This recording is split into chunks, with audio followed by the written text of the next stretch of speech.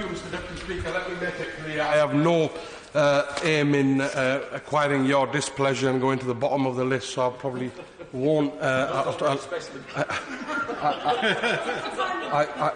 I certainly will try to keep my interventions very limited. But can I firstly start by paying tribute and congratulating the honourable gentleman and my honourable friend for Warrington South for bringing such an important debate here today. It's unfortunate perhaps we don't have as long to debate such an important area, but we are where we are.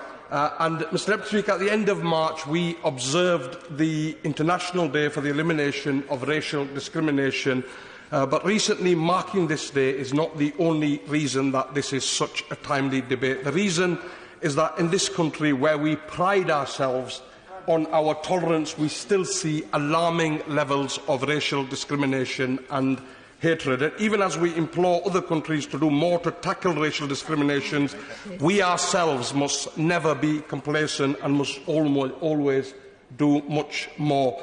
And there is nowhere where this alarming racial discrimination and disturbing lack of action to tackle it can be seen more clearly than in the rise of the far right in this country, in the resurgence of fascist ideologies and extremist groups that we fought off decades ago, but who now return with the same hatred for other races, ideologies, backgrounds and religions. I will do, but I'm not going to take that many interventions, but I'm going to take the honourable lady. Generosity, and I just wanted to echo his words in that the Brexit debate seems to have given new groups the feeling that they can speak in racist terms, and on Saturday the North East Patriotic Front demonstrated in Newcastle, but he would be pleased to know that they were outnumbered more than 10 to 1 by those fighting against racism and against Islamophobia, who have done, as we have seen repeatedly over the decades. Every new example of the rise of the far right needs to be combated by the generation there. I thank the honourable lady, and again, let us as a House come together to celebrate that fact that actually, in the face of hatred and division of any kind, we stand in unity and we make sure that those that seek to divide us will never ever succeed, and we reaffirm that principle here today. Mr Deputy Speaker, just last month the Security Service and the Met Police identified far-right terrorism as a key threat to the safety of our country, with the police stopping a number of far-right terror attacks over the past few years. Hope Not Hate's State of the Hate 2019 report echoes this, finding that not only has there been a continued rising trend in traffic to far-right websites and followers of far-right social media accounts, but that the far-right is getting younger and more extreme. And I will not mince my words. We are witnessing a dangerous resurgence of Nazi ideology. And as we talk about racial discrimination today, we cannot avoid this topic.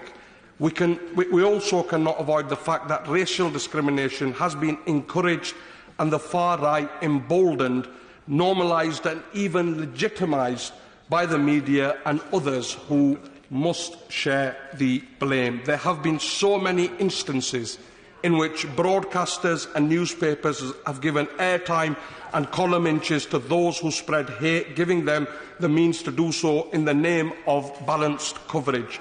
There is nothing balanced about the far-right extreme views of those that seek to divide us, who share more with neo-Nazism than with a modern, tolerant society, and this practice must end. We must give no platform to those who seek to spread hatred.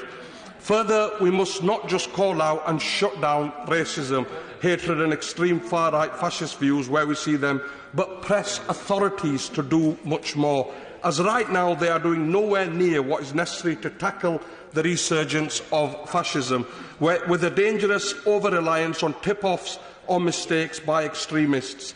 This has been demonstrated most recently by the case regarding National Action, who were brought down and brought to justice not through the work of agencies but through the work of Hope Not Hate. And at this point, can I also pay tribute to Hope Not Hate, who as an organisation have a long-standing track record of fighting against racism and continue to do this work. But we should never be in a situation where third sector organisations are doing more to combat extremism than those who we should be trusting to keep us safe.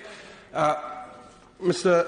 Deputy Speaker, as I look at the clock, I have a very lengthy speech, but time not permitting, I do want to join my honourable friend in paying tribute to Raheem Sterling. And I think as a House we should come together, because he has made his views absolutely clear. As I was writing my speech, a lot of which I haven't been able to deliver in this debate, tragically, but I saw his statement on the television screens as I came here, and he made it clear that racism will not defeat any of the sportsmen and women on the pitch or off the pitch, and I want to pay tribute to him.